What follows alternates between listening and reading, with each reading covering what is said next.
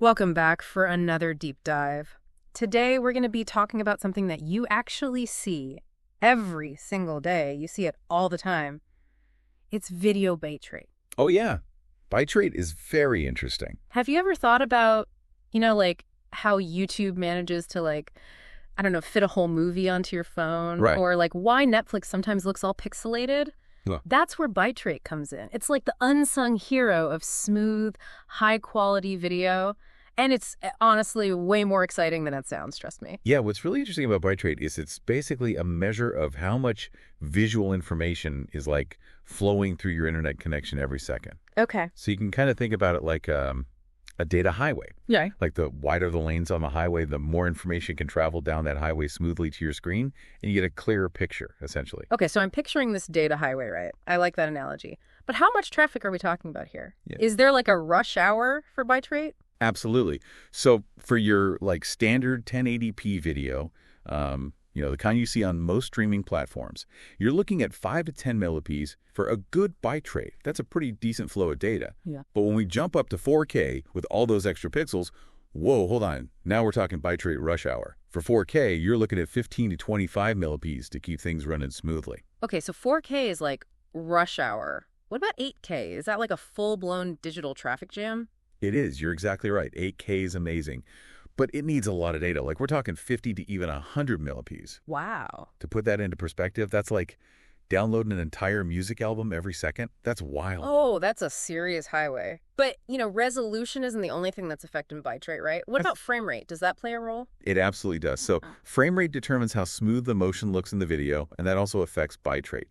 A higher frame rate means more pictures are being sent every second, which means more data needs to go down that highway. So if you're like a gamer and you need that really smooth 60 frames per second to like stay competitive. Yes. You're going to need a pretty wide bitrate highway. Exactly. Now, you might be wondering how we managed to cram all that data into these video files without them, being absolutely gigantic. That's where the magic of video compression comes in. Okay, compression. That sounds like some serious digital wizardry. Is that where those cryptic acronyms like H.264 and HEVC come into play? You got it. Those are different video compression formats or codecs. And they're basically the key to making sure that those massive video files are, manageable. Think of it like a digital origami master that can take all that video data and just like fold it up into, a nice, neat package. So the most common one that you've probably encountered is H.264. That's been the workhorse of video compression for a long time. But I've also heard about like newer codecs like H.265 and AV1. Are those like the new kids on the block? Do they have like even fancier folding techniques? Yeah, that's a great way to put it. So H.265, you'll also see it called HEVC. That's kind of like the next generation origami master, right? So it's more efficient. Okay. Which basically means it can achieve the same quality as H.264, but it uses less data. And then there's AV1. AV1 is, the latest and greatest. It's like potentially even more efficient than that. So we're talking about even smaller files, but without sacrificing any of the quality. So that's why, like, sometimes videos load faster on, like, my new phone than on my old computer. Is it just a codec showdown happening behind the scenes? Exactly. So newer devices and platforms, they often support these more advanced codecs, which means they can handle that same quality video with less data. Right. And you have a smoother experience overall. But it's not just about the codec itself. It's also about how the bitrate is managed during streaming. Okay. And that's where we get into some interesting stuff like CBR and VBR. Okay, CBR and VBR, those sound like secret agent codes. What are those all about? Think of CBR, constant bitrate, as like setting your cruise control on the data highway. It's a nice, steady, unchanging flow of data. And that's really great for live streaming where you need that consistency. So CBR is like the reliable friend who's always on time? Exactly. What about VBR? VBR, or variable bitrate, is a little bit more dynamic. Okay. That's more like having a smart car that can adjust its speed based on the road conditions. So VBR changes the bitrate depending on how complex the stuff happening on screen is. If it's a simple shot, like nothing much is going on, VBR chills out, uses less data. But when there's a lot of motion and details, like, you've got a big explosion or something, VBR kicks it into high gear and, ramps up that bitrate to make sure it can capture everything. So VBR is like the friend that knows when to go with the flow, but can also bring the excitement. That's really cool. But what about when I'm like watching on YouTube or Twitch, are those platforms using CBR or VBR? That's where things get even more sophisticated. Okay. Those platforms, they use something called adaptive bitrate streaming. So imagine a highway with lanes that magically appear and disappear based on how much traffic there is. That's basically what adaptive bitrate is. Adaptive bitrate. It sounds like something out of a sci-fi movie. How does that even work? It's actually pretty simple. Basically, the platform monitors your internet speed and adjusts the video bitrate on the fly to give you the best possible experience. So if your internet is running really fast, you're going to get that higher bitrate and a crystal clear video. But if your connection starts to get a little bit slower, well, the bitrate is going to adjust down to stop those annoying buffering pauses. Yeah. It's all happening behind the scenes, keeping your stream nice and smooth. So that's why sometimes a video starts out a little blurry and then it gets sharper after a couple seconds. Exactly. It's like the video is shape-shifting to match my internet speed. Exactly. Adaptive bitrate, that's it in action. But keep in mind, your internet speed, or bandwidth, as it's often called, plays a crucial role in all of this. Okay. So if I'm trying to watch a 4K video with a super high bitrate, but my internet connection is crawling, I'm going to have a bad time. You're probably going to have a bad time, yeah. Yeah. You need enough bandwidth to keep up with all of that data. Good rule of thumb is to have at least 1.5 times the video bitrate for smooth streaming. Yeah. So if you're trying to watch that 4K video, let's say it has a bitrate of 20 millips, ideally you'd want an internet connection of at least 30 millips. So bandwidth is the speed limit on the data highway. Gotcha. Okay. But we've been talking so much about video. What about audio? Does that have a bitrate too? It does. Okay. Audio bitrate, that determines the quality of your sound. Now, it's much smaller than video bitrate, but it's still an important part of the overall experience. You might see audio bitrates ranging from 128 kilops to 320 kilops for stereo sound. So even though it's smaller audio bitrate, it still matters if I'm trying to have a good movie night? Absolutely. Absolutely. And speaking of moving on to immersive experiences, yeah, we can't forget about storage. Right. With all this 4K and 8K high bitrate, those files got to be huge. Yeah, they can be pretty big. Oh. Higher bitrate means a larger file size. So if you're downloading or storing videos, that's something to keep in mind, especially if you don't have much storage space. So it's a balancing act. Yeah. You got to balance the quality with the file size. Exactly. And that's actually where things are getting really exciting because there are some new advancements on the horizon. Ooh, advancements. Okay, tell me more. What's in store for the future of bitrate? Well, the role of AI and machine learning in bitrate optimization is just exploding right now. AI. Yeah. Think of it like having a super smart director, right? Okay. That can analyze every single frame of a video and decide, exactly where to use the bitrate resources. So AI is directing a movie? That sounds kind of wild. Are there any examples of how that actually works in the real world? Yeah, so Netflix has something called the Dynamic Optimizer, which is a great example. It's an AI-powered tool that analyzes each frame and intelligently allocates the bitrate to make sure the quality is as high as it can be while keeping that file size nice and small. Right. For example, let's say you've got a really complex scene with a lot of motion and details. That might get a higher bitrate, whereas a simpler scene might get a lower one. Oh, okay. So it's all about, making those bitrate resources work smarter, not harder. So AI is basically making streaming even smarter. It's like having a personal bitrate butler working behind the scenes. So what else is on the horizon for bitrate and the whole video streaming world? Well, there's there's always a quest to develop even more efficient codecs. So, AV1 is already pretty impressive. Right. But researchers, they're always working on new compression algorithms that can push those boundaries even further. Wow. It's a really exciting time to be in the world of video, that's for sure. Okay, so I think we need a quick recap before we dive any deeper because my brain is buzzing with all this bitrate knowledge. Okay, so let's rewind a little bit here and recap our little bitrate journey so far. Yeah, please. My brain is still buzzing from all that talk about digital highways, origami masters, and AI movie directors. We started off by defining bitrate, right? Yeah. The lifeblood of video quality, the amount of data flowing every second, measured in MPOS. And we talked about how a higher bitrate generally means a smoother picture, more details, all that good stuff. But it also means bigger files. Right. It's a balance. You want that data, for a better picture, but then, you got to worry about storage and how fast your internet is. Exactly. We also uncovered how resolution and frame rate play a big role in this whole bitrate equation. Yeah. The higher resolutions like 4K and 8K, all those pixels, they need more bitrate, right? To really look their best. And then those super smooth high frame rates like 60 frames per second. Well, those need a lot of bitrate too to keep all those extra frames flowing smoothly. Right. And then there's that whole world of video compression with those codecs like H.264 and H.265 and AV1. Like they're like the space savers. Yeah, exactly. Squeezing all that data into manageable packages. Yeah. We talked about how those newer codecs like AV1 are really pushing the boundaries of efficiency, smaller files, no compromise on quality. And then there's that whole game of how we manage the bitrate during streaming, right? CBR, nice and steady. Yeah. A well-regulated highway. Yeah.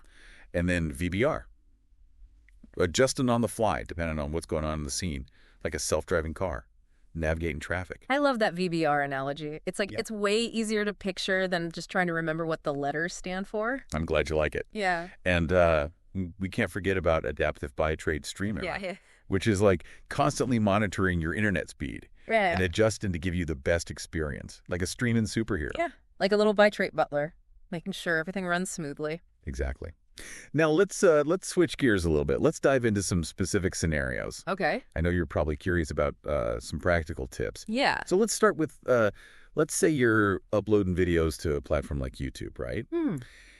What kind of bitrate should people be aiming for? Yeah, that's a great question. Like, what's the secret sauce for getting those like really crisp, high quality uploads? Well, there's no one size fits all answer, really. But for 1080p at 60 frames per second, YouTube recommends a bitrate of around 4.5 to 9 millipiece. Okay, so if I'm shooting in 4K, which, that seems to be what everybody's doing these days, I would need to crank that bitrate up quite a bit. You need to, yeah, absolutely. For 4K, you'd want to be looking at more like 15 to 25 millipiece to preserve all those glorious details. And what about platforms like Twitch, where everybody's, doing live streams? Do they have different recommendations? Live streaming is a little bit of a different beast. Twitch is a little bit more forgiving because, network conditions can be unpredictable. They usually recommend somewhere around 3 to 6 mega a piece for 1080p. So it sounds like finding that right bitrate is like know your platform. Yeah. And know your audience. Yeah, absolutely. It's also important to consider the type of content you're making, right? Like if you're making a fast-paced action movie, that's probably going to need more bitrate than, a slower-paced documentary. That makes sense. Okay, so now that we've talked about like creators and what they should be doing, what about the viewers? Like what should they be paying attention to when it comes to bitrate? For viewers, the golden rule is make sure that your internet can handle the bitrate of the video you're trying to watch. Okay. Remember that rule of thumb we talked about? You want at least 1.5 times the video bitrate for a smooth, buffer-free experience. Right. So if I'm like having a movie night and I'm going to like fire up Netflix, I'm going to watch a 4K movie, and let's say it's, 20 millipiece. I should probably have at least 30 millibps internet if I don't want to be interrupted by, the dreaded buffering. Exactly. If your internet's slower than that, you might have to sacrifice a little bit of quality or, deal with the interruptions. Okay, so bandwidth is key. And, I've also noticed that a lot of those streaming platforms, they have, like, different quality settings, right? Like, 720p, 1080p, 4K. Like, how did those settings, like, relate to bitrate? Those quality settings are basically just, shortcuts for different bitrate levels. So when you pick a higher quality, like 4K, that usually means it's going to stream at a higher bitrate. Yeah. Which, puts more demands on your internet. So if I know my internet's kind of like on the slower side, I'm better off picking like a lower quality setting. Probably. Even if I have a fancy, 4K TV. Exactly. It's all about that balance, right? Quality and smooth playback. Right.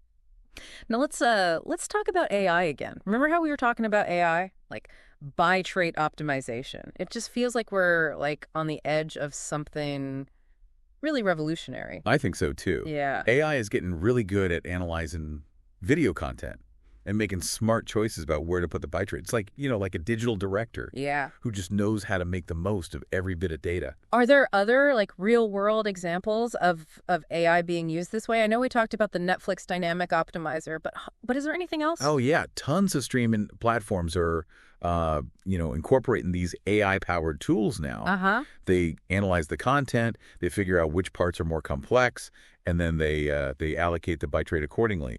It's all about making that experience more efficient and more personal. So AI is not just making video look better, it's making it like smarter. Yeah. And more efficient. Exactly. And, with internet speeds getting faster and faster, AI is really paving the way for a future where everybody can enjoy high-quality video no matter what. That's awesome. Okay, I think we need to pause here for a second. My head's spinning a little bit. All this talk about AI and codecs and streaming strategies, I think we should dive into some practical tips in the next part. All right, so we've learned a lot about bitrate, all this technical details. Yeah. But let's get down to the practical stuff. Right. What can we actually do to make sure we're getting the best possible bitrate, whether we're making videos or just watching them? Okay, well, let's start with the creators out there. Okay. The most important thing is know your audience. Yeah. Like, are they watching on their phones on the bus? Or are they in a giant 4K TV with surround sound? Right. That'll help you pick the right resolution, the right bitrate for your masterpiece. Okay, so if I'm making a funny cat video that's going on social media and people are just going to be scrolling through on their phones, Yeah. I probably don't need to upload a 50 millibps file. No, you don't need to go that crazy. Something like, 1080p at 5.8 millibps. Okay. That'd be perfect for your little kitty cat video. Right. But if you're making a short film and you're putting it on YouTube, people might be watching on all sorts of devices, Yeah. You'd want to go a bit higher with the bitrate. Make sure it looks good on those big screens. Okay, that makes sense. Now, what about picking the right codec? Right. You've been talking about all these different ones, H.264, H.265, AV1. It feels kind of like a puzzle. It is a bit of a puzzle. But here's a little cheat sheet, okay? Okay, I like cheat sheets. If you want your video to play everywhere on everything, stick with H.264. It's like the universal language of codecs. Okay. But if you really want to prioritize efficiency, make those files smaller. H.265 is a great choice, especially if your audience has newer devices. So it's like H.265 is the sports car of codecs, and then AV1 is the spaceship that's still a little experimental. Yeah, that's a great way to put it. All right, so let's talk about the viewers. What can they do? Yeah. Well, one of the easiest things is just pick the right quality setting on your streaming platform. Yeah. Don't be afraid to go down to a lower resolution if your internet's a little slow. Oh, yeah, I totally do that. Sometimes it's better to watch a smooth 720p video than have 4K that's all pixelated and buffering. Absolutely. Smoothness is way more important than resolution. Yeah. And another tip, be mindful of what else is going on with your internet, right? Like if you're trying to watch a 4K movie and someone else is downloading a giant game. Oh, yeah. You're probably going to run into some problems. So close those extra tabs, pause those downloads, give all that bandwidth to the video. Yeah, basically clear the road, let those data packets speed through. Okay, that's great advice. Now let's loop back to that AI stuff we were talking about. AI optimizing bitrate. It really does feel like the future. It does. I mean, imagine a world where AI can personalize the bitrate for every single viewer. Analyzes your internet speed, what kind of device you have, even what kind of videos you like to watch, and then tailors the bitrate to give you the best possible experience. It's like having a personal AI assistant just for video. That is mind-blowing. So it's like AI is taking all that bitrate knowledge we talked about and just making it work, automatically, behind the scenes. Exactly. You get to sit back and enjoy. And, with those new codecs, like AV1 getting better all the time, high-quality video is going to become the standard for everybody. It sounds like a pretty awesome future. It does. So as we wrap up our deep dive into bitrate, what's the one thing you want people to remember? Well, I think the main thing is bitrate is like this invisible force. It's shaping how we experience video. But once you understand it, you can make better choices, whether you're making videos or you're watching them. And with AI coming into the picture, the future of video is looking, pretty bright. Yeah, super bright. Well, thanks for joining us on this deep dive. Hopefully you all learned a little something about all the work that goes into making those videos look so good. So go out there, stream with confidence, and use that bitrate knowledge.